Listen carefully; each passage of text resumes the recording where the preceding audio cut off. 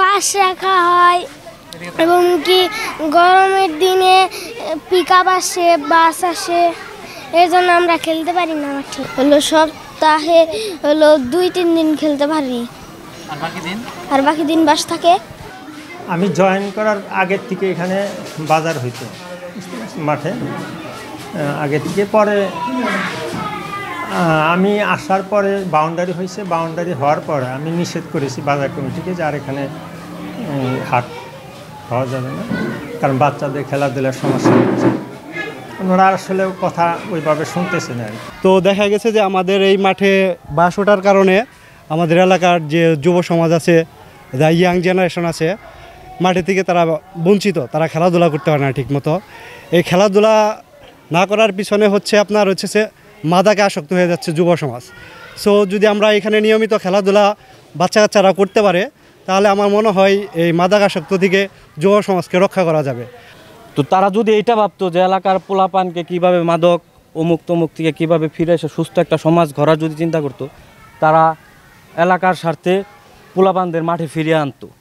আর আমি ব্যক্তিগতভাবে চাই বাচ্চা থেকে শিশু শুরু করে বড় সবাই মাঠে ফিরে আসুক এবং কি এই মাঠটা দখল থেকে মুক্ত হোক, এবং আর আপনার সবাই যেন সুন্দরভাবে খেলাধুলা করতে পারে। আরেকটা ব্যাপার মাঠে যে পরিমাণ বাঁশ বা আরও অন্যান্য যে সমস্ত জিনিসগুলো ওঠে, কাজ শেষ হলে আপনার বাঁশ নেওয়ার পরে আমাদের মাঠে অনেক যে বাঁশ কাটার পরে যে গছিগুলা থাকে বা আবর্জনাগুলা থাকে, তারা সেগুলো পরিষ্কার করে না।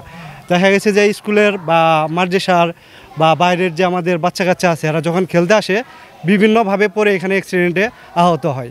সো আমার মনে হয় আমাদের এলাকা সহ প্রত্যেকটা মানুষের সচেতন হওয়া উচিত এবং আমাদের মাঠের প্রতি সবারই একটু সুনির্দিষ্ট নজর রাখা উচিত, যেন পরবর্তী প্রজন্ম যারা আসতেছে তারা যেন আমাদের এই মাঠটা পায় এবং তারা যেন এখানে খেলাধুলা করতে পারে। এই যে স্কুলের মাঠে বাঁশ রেখেছেন, এখানে বেচাকেনা করলে কি কাউকে টাকা দিতে হয়? এখানে ইজাদা আছে, যেমন নাই খাজনা দিতে হয়।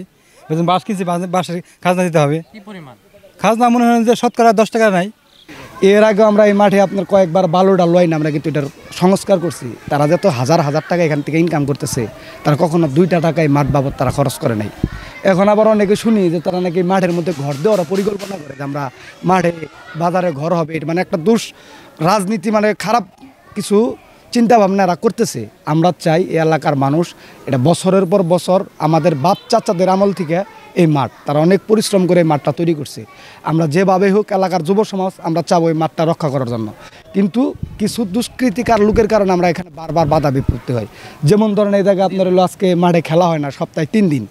শনিবার দিন বিকালে বাস উঠবে, রবিবার দিন ফুল বাস উঠে, সোমবার দিন।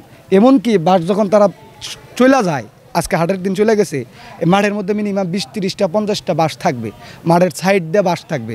ওই বাসগুলো আমাদের ছেলেবেলেরা উঠাইয়া তারপরে আপনার আবার খেলা চালাইতে হয়। এরকম করে ওরা আস্তে আস্তে খেলা থেকে দূরে সরে গেছে গা, যার কারণে চিপাই চাপাই এখন কিন্তু ওই সিগারেট মিগারেট পোলাবান মাঠের দিক থেকে, মানে সারা দেশ যে জায়গায় আপনার খেলার প্রতি আগ্রহ, মানুষে খেলার দিক আনার জন্য আগ্রহ, সেই ক্ষেত্রে আমাদের এই এলাকাটা কিছু লোকের কারণে এই মাঠটাই তারা খেয়ে ফেলানোর একটা ষড়যন্ত্র করতেছে। যদি আস্তে আস্তে এই মাঠের খেলাটা বন্ধ হয়ে যায়, তাহলে আগামী 5 বছর পরে তাদের মিশন সাকসেসফুল হবে। তখন তারা বলবে মাঠে কোনো কাজ নাই, 10টা ঘর দিলে তো বাজার উন্নয়ন হবে, কারণ মাঠে বললাম খেলা না। তাদের ভবিষ্যৎ প্ল্যানিংটা এরকমই হবে, এটা আমার যা কনফিডেন্স আমি বুঝি। আমরা বছরের পর বছর ধরে আমরা তাদের সাথে এটা নিয়ে কথা বলতেছি যে আপনারা এইভাবে মাঠে করেন না। বিভিন্ন সময় বিভিন্ন হামকি দুমকি, বিভিন্ন মানে কেউ যদি কথা বলে তাকে যেন প্রেশার ক্রিয়েট, এই জিনিসগুলো তারা করে থাকে।